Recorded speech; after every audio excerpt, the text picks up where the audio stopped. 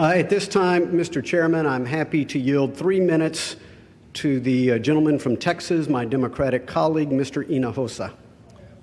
The gentleman from Texas is recognized for 3 minutes. Mr. Speaker, I rise today in support of H.R. 1737, the Reforming Indirect Auto Financing Guidance Act. I am proud to say that in my 19 years in Congress, I have been a champion of the consumer and have fought for their protection. As a member of the Financial Services Committee, I strongly supported the creation of the Consumer Financial Protection Bureau and continue to be a strident defender and proponent of CFPB. I support this bill to correct the CFPB's guidance with respect to indirect auto lending, which would increase the cost of consumer financing.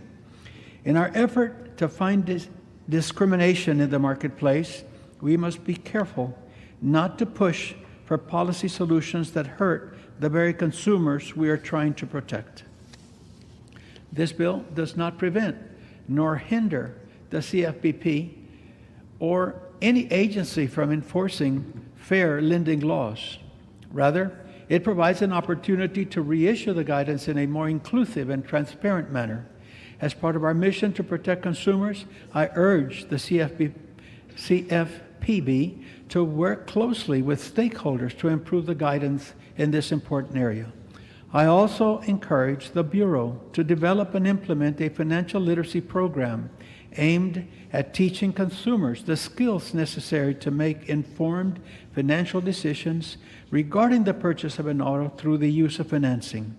We need to do everything we can to ensure Americans have the basic financial literacy skills to enable them to navigate our increasingly complex financial system and make good, informed decisions. This time I will yield 30 seconds to Mr.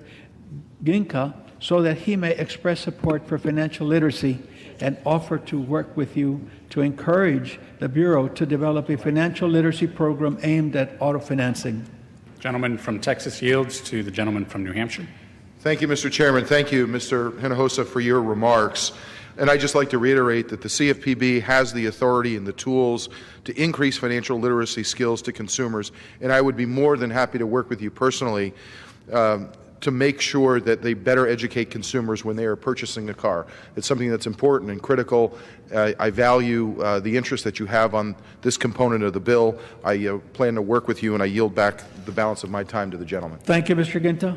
I gladly accept your offer, and I look forward to working together in promoting financial literacy, especially with respect to auto financing. Mr. Speaker, I urge my colleagues to support H.R. 1737, and I yield back. Gentleman yields back.